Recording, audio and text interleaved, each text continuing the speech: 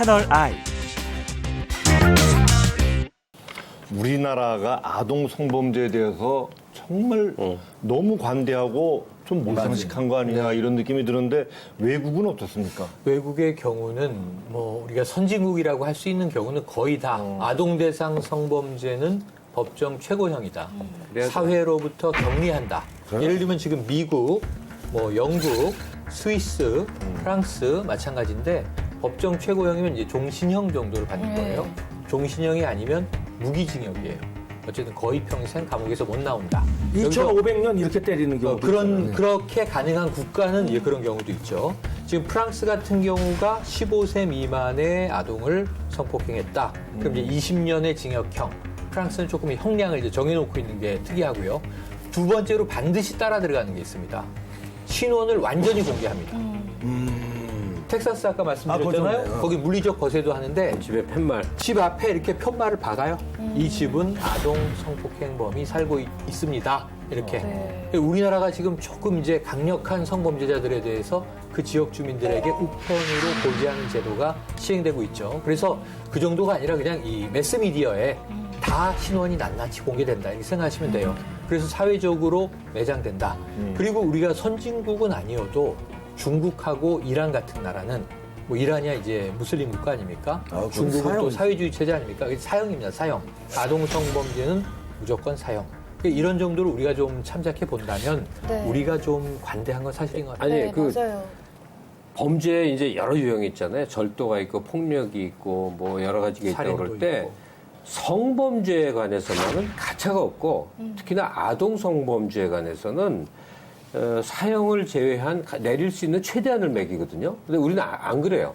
이 조두순 건에서 우리가 봤는데 저지른 행위에 비해서 징역 12년이라는 거는 이 시민적 상식으로 볼 때 정말 이건 말이 안 된다요. 맞아요. 누가 봐도 말이 안 되거든요. 그러니까 뭔가 이게 자꾸 이제 법규를 우리 고쳐나가는 과정 아닙니까? 이거는 아주 시급하게 맞아요. 빠른 속도로 이건 규정이 바뀌어야 되는 네, 거죠. 진짜 고쳐야 되겠다라는 생각이 빨리 고쳐야 되지 않을까 하는 생각이 들고요. 또 우리 지금 조두순 얼굴도 모르는 상황이잖아요. 2020년에 출소하게 되면 막 거리를 활보하고 다닐 텐데 우리는 이 사람이 조두순인지도 모르는 그것도 그런 상황인데. 법규 때문에 지금 신문이나 방송에 공개를 못한 거죠. 네. 근데 말이죠. 이번에 그 조두순 사건, 조두순이죠. 조두순이 이제 몇 년 뒤에 나오지 않습니까? 네. 그러면은 어차피 심신미약을 이유로 형은 적게 받았어요. 그러나 나오면 아직 나영이도 저렇게 피해를 보고 있는데 이 사람이 나오면 또 여전히 또 심신미약 상태로 가서 또 범죄를 저지를 가능성이 있는 거 아닙니까? 네, 그래도 되는 건가? 지금 이제 가장 우려스러운 게 있는데 조두순 사건 이후에 여러분들이 기억을 하시겠지만 부산의 김길태, 그다음에 서울 신길동의 김수철 사건 기억을 하시죠? 근데 결국 조두순 사건이 긍정적인 측면을 미친 게 사회에 하나 있습니다. 두 가지가 있습니다. 바로 전자발찌 부착이 10년 동안만 있었는데 30년으로 늘려지게 하는 그런 법 개정이 이루어졌고요. 또 하나는 우리 김각수 박사님 아시죠? 화학적 거세 아닙니까? 예, 성폭력 범죄자들에 대한 약물로 인한 화학적 거세입니다. 그러니까 기간을 정해서 주기적으로 약물을 투여해서 이 사람이 성욕구를 억제시켜서 성범죄를 일으키지 못하게 하는 법이 이제 새로 신설이 된 거거든요. 이 측면이 있는데 그럼에도 불구하고 지금 조두순 같은 경우에 2020년도 나와가지고 사실 그렇게 나이가 많지 않거든요. 그러면 이 사람이 또 다른 심신미약의 상태를 이용해서 범죄를 저지를 수 있다라고 하기 때문에 지금 우리가 하나 또 새로운 그런 부분이 뭐가 있냐면 여기에 대한 방지 대책으로 바로 보호관찰 제도라는 게 있습니다. 그래서 행동 반경을 계속 면밀히 감시를 하고 이동할 때는 동향을 감시하는 이런 보호관찰 제도가 있는데 이것은 일반 민간인 사찰하고는 전혀 다른 문제입니다. 법적인 안전장치가 돼 있는 건데 그럼에도 불구하고 적은 인력으로 그런 사람을 일일이 다 감시할 수 있느냐 없다는 거죠. 앵커께서 지적하신 대로 충분히 재범의 소지가 있다는 측면에서 상당히 두려운 존재입니다. 그런데 아까 그 선진국처럼 그 미성년자 범죄에 대해서는 중형을 때린다는 것이 대부분 국민들의 공감대를 이룬 건데 그렇다면 그게 법 개정을 하면 될 건데 그게 왜 개정이 안 됩니까?